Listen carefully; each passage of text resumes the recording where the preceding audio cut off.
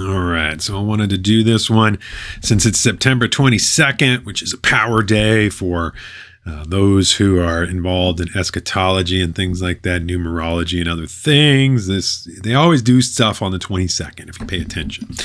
All right, so this one is by Benjamin Pictin, senior macro strategist at Rabobank, and I'm doing this through Zero Hedge, just same as before. It's a cleaner interface, less ads. So, all right.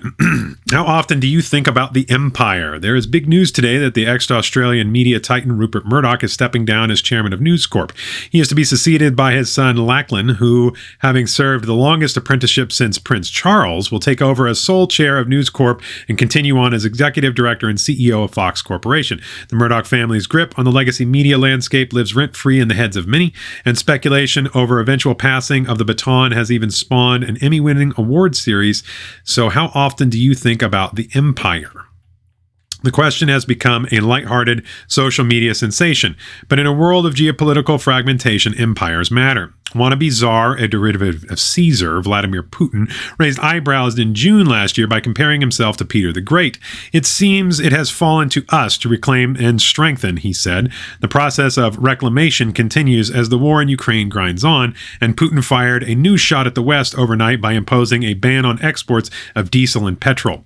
This saw front-month European gas oil futures surged by 4.5% yesterday, but they have fallen back again to around 2.7% in early trade today. The Russian ban compounds the problem of an already tight market for refined products that has been driven by hot weather, reducing refining capacity and the Western embargoes on Russian crude supplies.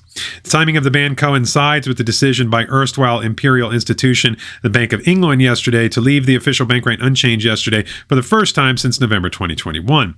A majority of analysts surveyed by the Bloomberg had expected the bank to lift rates by 25 basis points to 5.50%, but the Monetary Policy Committee ultimately voted 5-4 against the hike. The decision probably swung on the softer than expected CPI inflation figures for August that were released earlier this week. Those numbers saw core inflation fall to 6.2% year over year, and the headline number decelerate to 6.7% after a merciful fall in food price inflation. Motor fuel were the largest upward pressure on the headline number, though, and Russia clearly isn't helping on that score. The BOE had followed a decision earlier in that week from the U.S. Federal Reserve to leave the upper bound of the Fed funds rate unchanged at 5.50, a move widely expected by surveying analysts, including us.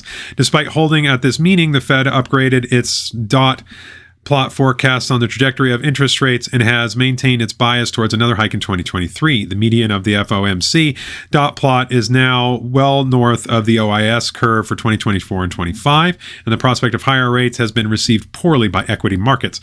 The S&P 500 has lost 115 points so far this week as the higher for longer narrative gets priced in, and increased geopolitical tensions threaten to roll back the frontiers of the empire of American capital.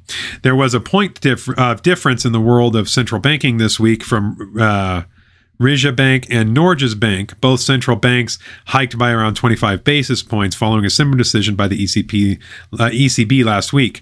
Rizha Bank projections suggest that the Swedish rates may have peaked at 4%, but there is a slight tightening bias implied by the projected peak in the rate path of 4.10%. The Norges Bank was more explicit, raising the outlook for peak in its policy rate from the current policy level of 4.25% to 4.5% through 2024.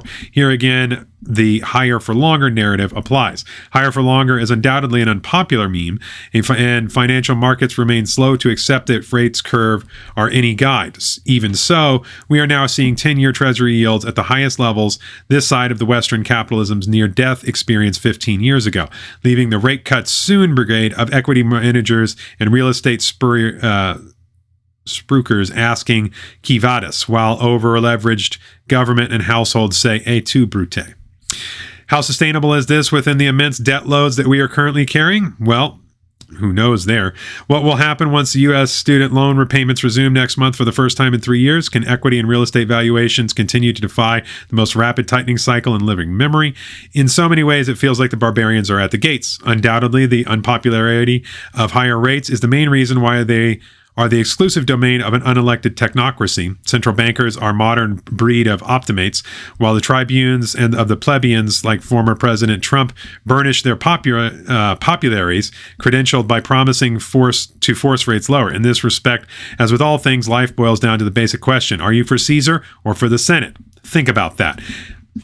Now, this puts us in a really interesting bind, because we're now in a position where people are so divided. If Trump is a player, by player, I mean if Trump is an Epstein client buyer, which, you have to admit there's a small possibility of that. Certainly Clinton is, but there's always a possibility that Trump is compromised and that this is all just to get people pitted against each other, to set it up so that Trump can be the guy that leads in the totalitarian regime, which would be perfect for the liberals, because then the liberals would get to scream, "I told you so," and then we'd fight with each other while the people at the top clean up.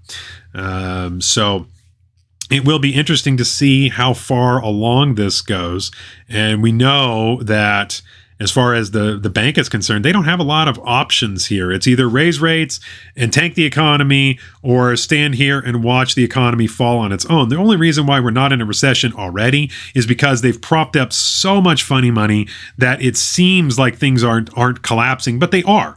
You don't have yellow trucking closed down and in a good economy. You don't have manufacturing companies closing down in a good economy. You do not have striking workers in a good economy, because there would be money to pay the workers if the economy was good. It's not.